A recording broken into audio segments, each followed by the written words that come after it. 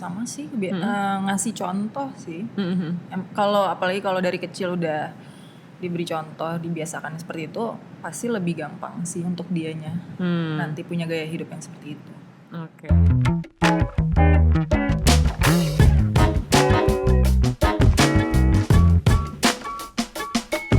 Hai semuanya, selamat datang di The Parent Story Podcast. Podcast persembahan Parent Story yang akan membahas segala sesuatu mengenai parenting. Bersama saya Syahna Suartono yang akan menjadi host Anda di episode ini. Nah, di episode kali ini kita akan membahas mengenai memperkenalkan gaya hidup ramah lingkungan pada anak. Seperti yang kita ketahui ini, saat ini kan memang the climate change itu benar-benar real. Jadi kerusakan lingkungan juga akan berpengaruh pada hidup kita pastinya. Dan kalau bukan kita, siapa lagi yang akan menjaga keberlangsungan bumi ini yang akan dihuni oleh anak cucu kita? Nah, kira-kira apa aja sih sebenarnya yang bisa kita lakukan untuk menerapkan gaya hidup ramah lingkungan dalam kehidupan sehari-hari? Dan sebenarnya bagaimana nih memperkenalkannya ke anak-anak kita? Nah, bersama saya sudah hadir bintang tamu kita, ada Mam Alexandra Asma Subrata. Halo. Hai, apa kabar? Baik, apa kabar Mam Alexandra atau Mam Andra gitu ya? Dan juga sama saya nih ada juga Mam Firina Sinatria. Apa kabar? Baik. Jadi kedua narasumber kita nih hari ini sudah menerapkan pola gaya hidup yang ramah lingkungan dan sudah mengajarkannya juga pada anak-anaknya. Mungkin pengen tahu dulu nih, anak-anak umur berapa nih? Mungkin dari Mam Andra terlebih dahulu. Anakku umur 15 bulan. 15 bulan. Oke, dan sudah menerapkan pola gaya hidup. Ya sudah mulai dari dia lahir sih udah mulai dibiasakan lah dengan hal-hal yang mungkin bisa dibilang sekarang eco-friendly ya. Jadi belum banyak tapi ya sudah mulai lah. Sudah mulai. Nah, ini kira-kira kayak apa aja sih yang udah diterapkan dari saat dia lahir gitu? Karena kalau aku sendiri mikirnya tuh pasti agak-agak ribet kan pas awal tuh, apalagi mengenai diapers ya. Yang paling berasa banget sih diapers ya gitu. Kayak anakku Jordan, dia tuh nggak, kalau siang dia tuh sama sekali nggak pakai pampers ataupun diapers yang sekali pakai. Dia pakai cloth diaper, dia pakai clothy. Nah itu untuk siang, tapi kalau malam itu masih, jadi sehari dia pakai satu pampers yang daur ulang, yang disposable ya? Disposable. Oh, I see. Nah, kalau Mam Firina sudah menerapkan gaya hidup eco-friendly dari anaknya lahir, sekarang umur berapa? Sekarang Kiko umur 15 bulan juga, bentar lagi. Dan ia dari lahir membiasakan pakai clothy sih. Walaupun sekarang udah enggak. Tapi waktu itu survive berapa lama kalau gitu? Pakai clothy terus-terusan. Karena kan sih. pasti agak-agak repot tuh kan. Iya, lumayan. Apalagi awal-awal kita tahu kalau mereka tuh iya, sering banget popnya. Piece-poop. Sering banget awal-awal. Berapa lama? Lupa sih sebenarnya. Cuma cukup lama dan selain di clothy, aku juga merhatiin pakai deterjennya yang ramah lingkungan atau enggak. Terus yang buat nyuci piringnya atau peralatannya dia juga yang ramah lingkungan. Oh, oke. Dan ada beberapa ini lagi nggak sih kayak sponge dan lain-lain yang Firina juga suka post gitu. Itu beberapa yang emang eco-friendly ya. Ini ada ceritanya sedikit. Waktu itu sempat kayak nyoba-nyoba pengen pakai yang alternatif selain sponge yang biasa gitu kan, yang lebih ramah lingkungan. Udah coba yang apa sih dari kelapa, sabut. Coba si sponge, coba SpongeBob, Konyaku apa itulah. Tapi ujung-ujungnya tergantung nih, kita mau emang total ramah lingkungan bahannya atau kayak mau menghemat juga. Soalnya kalau pakai sponge yang sabut itu, aku sempat lama pakai itu, tapi jadinya penggunaan sabunnya tuh dikit-dikit pakai gitu loh. Sedangkan kalau pakai sponge yang biasa tuh lumayan dia irit. Lumayan irit, jadi bingung gitu. Jadi harus trial and error sendiri gitu ya. Kalau Mama Andra gimana? Ada juga beberapa sih yang selain tadi seperti buat menyimpan ASI. Itu aku pakainya semua kaca. Oh, nggak pakai plastik Nggak ya? pakai plastik. Sempet sih ada, karena sempet ada yang beli juga plastik, sempet coba gitu. Tapi ya ternyata itu gampang banget untuk disubstitute atau gampang banget untuk ya udah deh nggak usah pakai yang plastik, karena kan nggak semua orang bisa segampang itu untuk ngerubah pakai yang lebih sustainable kan.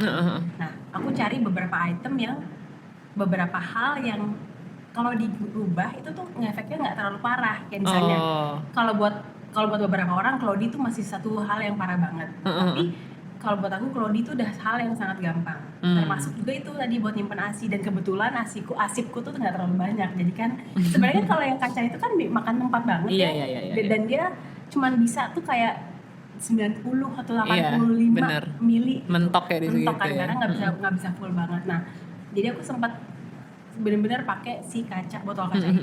Jadi kan kalau bisa diulang aja. Jadi nggak pakai yang plastik. Itu juga salah satunya sih. Tapi pernah gak sih kalian tuh ngerasa, aduh gila nih repot banget gitu, karena aku aja ngebayanginnya, aku juga punya bayi gitu, dan waktu awal tuh kayaknya wacananya tuh idealis sekali gitu saya ini gitu, tapi kemudian ketika udah dijalanin, wah gue capek nih gitu loh, ada rasa kayak gitunya. Pernah gak sih ngerasa kerepotan atau kesulitan untuk menerapkan gaya hidup yang memang udah kita jalanin dari sebelumnya? Pernah sih, pernah, makanya terutama di Claudie itu kalau aku, soalnya nyuci sendiri juga di rumah kan, jadi aduh belum lagi masak. Belum lagi nih kayaknya mesti divakum deh, ini karpet udah debuan, banyak banget yang mesti kerjain. Akhirnya ya udah sekarang udah enggak, tapi pas itu struggle-nya lumayan berasa. Lumayan, ya? Walaupun sebenarnya kalau udah berhasil cuci, udah bersih tuh kayak ih seneng gitu. Tapi lama-lama kayak capek juga. Iya sih, gitu. tapi ada rasa guilt free-nya itu kan yang nggak bisa Iya, digantikan. Nah, benar. kalau Mamandra gimana? Memang ada beberapa hal ya. Jadi itu mungkin kebiasaan aja. Memang susah sih kalau Claudie itu kan harus kita cuci, belum lagi dia keringnya lama. Kalau musim hujan itu apalagi harusnya banyak banget gitu kan, nggak kering karena tebel. Nah, kesusahan sih mungkin aku kalau di Claudie ataupun di tadi tempat ASI yang kaca itu aku udah nggak menemukan kesusahan. Tapi sebenarnya banyak banget yang masih jauh dari zero waste dari aku membesarkan bayi aku ini gitu, karena banyaklah hal-hal yang nggak aku mesti ada substitute-nya, tapi aku nggak pilih gitu. Jadi kayak mestinya gue bisa nih pakai yang lebih green gitu, tapi gue kayaknya nggak deh ke situ. Tapi itu banyak sih nggak. Tapi di luar Claudie sama bungkusan asip tadi, kayak misalnya tisu basah. Tisu basah tuh masih pakai? Itu aku masih pakai kalau buat di luar rumah kan. Kalau di rumah aku pakai lap-lap perlap gitu. Nah kalau tisu basah tuh aku masih konstan pakai, karena kan misalnya buat ngelap apapun itu yang anak kita pegang atau misalnya apa itu aku masih pakai tisu basah. Jadi kalau dibilang kesulitan sih enggak, tapi aku belum memilih untuk mengganti semua aja. Jadi masih gue pilih yang mana nih yang kira-kira gue mampu gitu. Jadi nggak yang kayak oke, ini anak green semuanya gitu kan, anak kayak eco-friendly banget, yang ada kitanya yang pusing. Jadi kita kira-kira deh kayaknya ini gue mampu, ini gue enggak, ini gue mampu. Jadi aku nggak memaksakan, kalau emang gue nggak mampu gue nggak coba deh gitu. Iya, karena sebenarnya balance-nya semuanya ada di orang tuanya. Betul. Gitu ya, bisa atau tidak gitu. Nah, kalian berdua kan memang sudah mencoba untuk melakukan gaya hidup yang eco-friendly ini kepada bayi kalian masing-masing. Tapi kalau untuk benar-benar menerapkannya di keluarga kecil gitu, which means artinya suami juga ikutan. Itu gimana sih caranya? Apakah ada kesulitan gitu atau memang mereka on board aja atau gimana? Lumayan sih kalau aku. Soalnya emang pada dasarnya kan kita berdua sebelum nikah emang belum yang conscious akan hal itu gitu. Terus tiba-tiba setelah nikah kebetulan ya akunya duluan yang kayaknya ini mulai harus diganti deh gitu. Ya lumayan sih, tapi kalau kitanya nyediainnya cuma ada itu di rumah ya pada ujung-ujungnya pasti akan mereka pakainya gitu. Ngikut juga gitu. Jadi ya gitu. Adaptasi ya. Adaptasi. Iya. Kalau gue sih suami gue sangat support banget, karena sebelum kita punya anak pun dia juga udah termasuk yang ikut. Dan kebetulan juga kakak-kakak ipar gue juga, mereka juga dari dulu pakai Claudie, jadi mereka juga ngasih lungsuran tuh banyak banget, dan itu juga termasuk salah satu bentuk Support ya? support dan juga sustainable. Jadi memakai yang bekas, maksudnya bekas ya gitu kan, itu bisa dibilang bekas. Cuman memang ya kalau suami sih suportif ya. Cuman yang agak lebih susah itu kalau ada pembantu rumah tangga ataupun asisten rumah tangga, itu agak lebih susah buat kita jelasinnya. Kadang-kadang kenapanya itu tuh kadang-kadang kalau kita bilang doang gini tapi mereka nggak tahu kenapa kita harus pakai gitu kan nggak nempel gitu ya. Tapi itu agak susah sih karena ya kita hidup kan juga kayak misalnya sampah kita buang keluar, kita juga nggak tahu di luar dipilah atau enggak gitu. Iya kan, sih. sebenarnya. Jadi ya kita mulai dari yang paling kecil sih sebenarnya keluarga, tapi emang nggak menjamin kalau menjadi semua keseluruhan rantainya tuh akan semuanya ngikutin sih, enggak sih. Iya sih, ya at least kita melakukan yang terbaik ya dari kita dulu. Nah, tapi gimana sih cara kalian untuk kenalin gaya hidup seperti ini ke bayi-bayi kalian gitu? Meskipun mungkin mereka belum fully understand gitu, tapi paling nggak kan mereka tahu kalau oh ini adalah gaya hidup yang dipilih oleh ibu gua gitu. Ya itu sih kayaknya balik lagi ke kebiasaan. Jadi kalau memang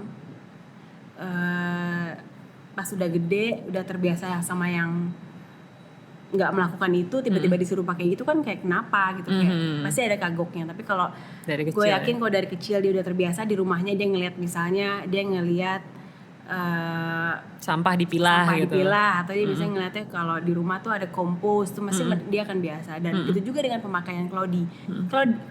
Kalau dia dari awal udah pakai Cloudy, dia akan sampai gede misalnya dia sampai masih 3 tahun gitu masih pakai Cloudy, ya mungkin dia akan biasa sih. Jadi ya menurut gue sih kuncinya di kebiasaan aja. Kebiasaan. Kalau Virina gimana?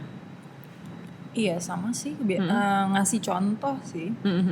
Apalagi kalau dari kecil udah diberi contoh, dibiasakan seperti itu, pasti lebih gampang sih untuk dianya nanti punya gaya hidup yang seperti itu.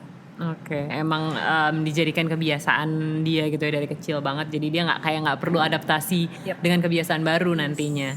Nah, aku juga penasaran nih kalau Virina katanya sering membuat minyak telon, body lotion atau mosquito repellent gitu-gitu ya, yang DIY. Nah itu bisa diceritain nggak kenapa memilih untuk membuat daripada membeli? Padahal membeli sebenarnya kan kalau misalnya kita tahu ada dan harganya juga nggak mahal gitu. Kalau harganya yang nggak semahal itu mungkin aku akan mikir untuk lebih beli gitu. Cuma banyak yang ternyata lebih mahal gitu kan. Oh ya. Terus apalagi yang organik gitu ya. Awalnya tuh gara-gara sebenarnya pengen lebih yang ke organik dan chemicalnya yang nggak yang terlalu keras ya. Gitu. Makanya mencoba bikin, dan emang kebetulan aku orangnya suka yang perintilan, ngerjain pakai tangan, kerajinan itu, jadi ya udah dengan happy aja ngerjain kayak gitu. Oh oke. Apa sih sebenarnya yang berbeda gitu daripada yang dibeli gitu? Apakah emang karena at least kita tahu kandungannya semuanya? Iya, at least tahu kandungannya, terus ya guilt free-nya itu kayak oh gue makan ini nih nggak apa-apa gitu, jadi kayak nggak kepikiran gitu. Entah kenapa gue kadang suka kepikiran dengan hal-hal kayak gitu.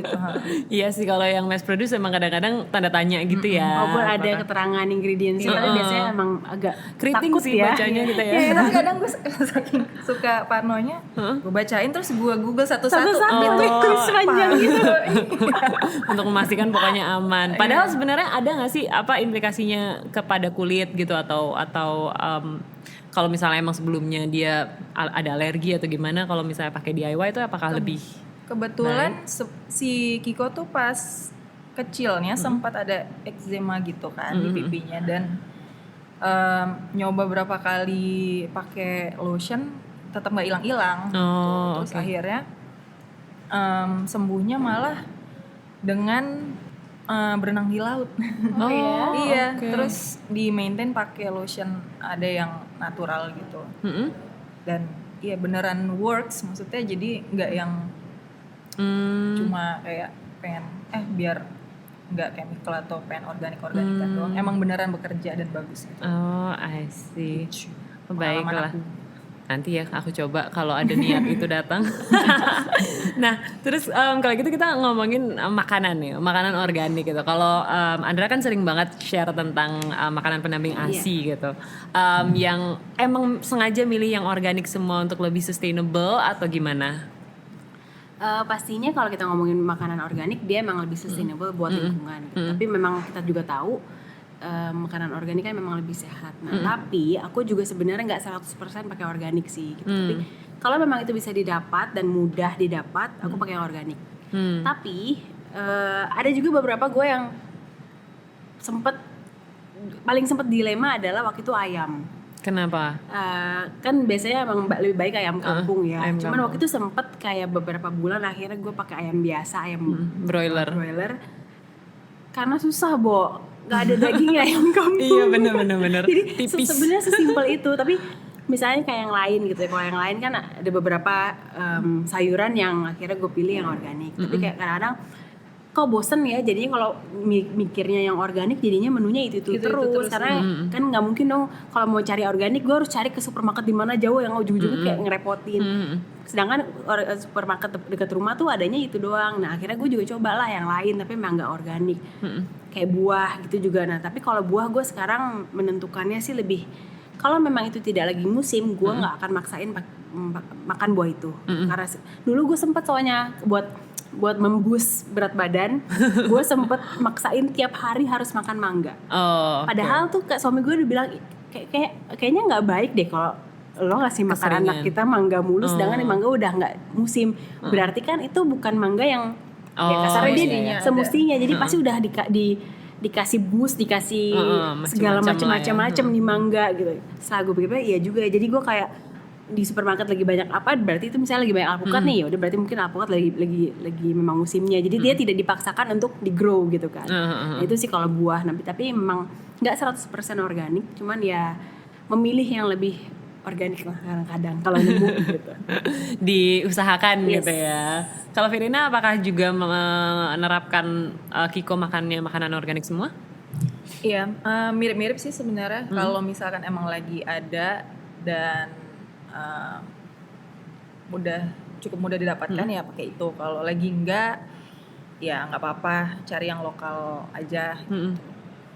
Kurang lebih sama sih. Kurang lebih sama. Pokoknya dilihat aja ya yang lagi tersedia apa gitu. Tapi kalian percaya banget nggak sih ada pengaruhnya makanan-makanan organik ini ke kesehatan anak?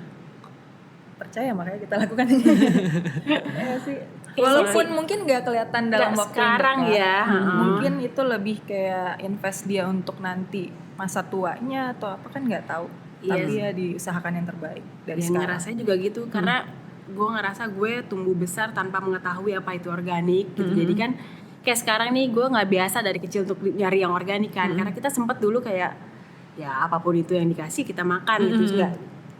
Ya kita lep aja gitu kan. Nah gue pengen nih anak lebih sadar kalau lo makan sesuatu lo harus tahu ini apa gitu. Jadi gue pengen ngajarin dia untuk tahu apa yang lo makan. Karena gue jujur gue tumbuh besar ini dengan dulu ya makan yang ngasal aja gitu kan kayak. Tapi tumbuh-tumbuh aja sih. Tapi sebenarnya tumbuh-tumbuh aja kan gitu. Tapi ya gue pengen sebenarnya kalau gue mikir kalau gue dulu seandainya gue bukan picky eater tapi kayak lo at least lo tahu makan apa yang lo kayak misalnya dikasih permen gitu lo tahu sebenarnya cuma gula doang gitu kan. Ya, gula dan nggak ya conscious gitu kayak gula nggak baik buat kesehatan lo dan lain-lain mungkin agak ribet ya jadinya tapi at least jadi lebih ya pinter lah memilih buat tubuhnya sendiri gitu. Oke. Diusahakan dan optimal lah ya pertumbuhannya gitu ya. Ini kan banyak mungkin yang di luar sana juga yang pengen menerapkan gaya hidup yang eco-friendly juga gitu untuk keluarga. Nah, apakah kalian punya tips untuk para ibu-ibu di luar sana untuk menerapkan gaya hidup yang ramah lingkungan gitu? Mungkin bisa dimulai dari hal-hal yang mungkin nggak terlalu besar gitu, tapi at least kita memulai. Ada nggak tipsnya?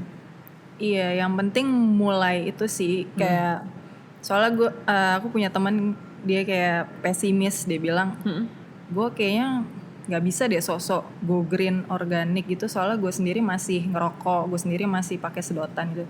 Tapi menurut gue kalau misalkan lo bisa mulai sesuatu walaupun sekecil apapun itu nggak apa-apa, itu udah berimpact untuk lingkungan sekitar gitu. Jadi mau hanya mengganti sedotan atau misalkan mengganti kantong belanjaan itu udah sangat berpengaruh positif gitu. Oke, membantu ya, membantu ya. sekecil apapun itu. Oke, kalau Andra? Tipsnya sih pasti sama ya kayak mulai dari ya diri kita sendiri, mulai dari yang paling kecil dan itu dia. Tapi sih yang paling gue pengen tekankan, coba mulai dari yang kalian merasa itu nggak membebankan kalian. Gitu. Kayak misalnya kalian mikir kalau itu masih berat banget, ya udah coba yang lain gitu. Misalnya kalian nggak pakai tisu atau misalnya nggak pakai tisu basah, itu kan bisa diganti yang lain. Coba dari situ lah. Jadi jangan kalau mau berubah tuh langsung ekstrim, pokoknya langsung ke lodi, tiba-tiba pusing sendiri dan habis itu kapok. Jadi kalau udah kapok kan kayaknya untuk step up ke situ lagi ya nggak mungkin ya gitu. Jadi cobalah dari paling yang kalian yakin ini bisa nih kalau kayak gini doang nih gitu.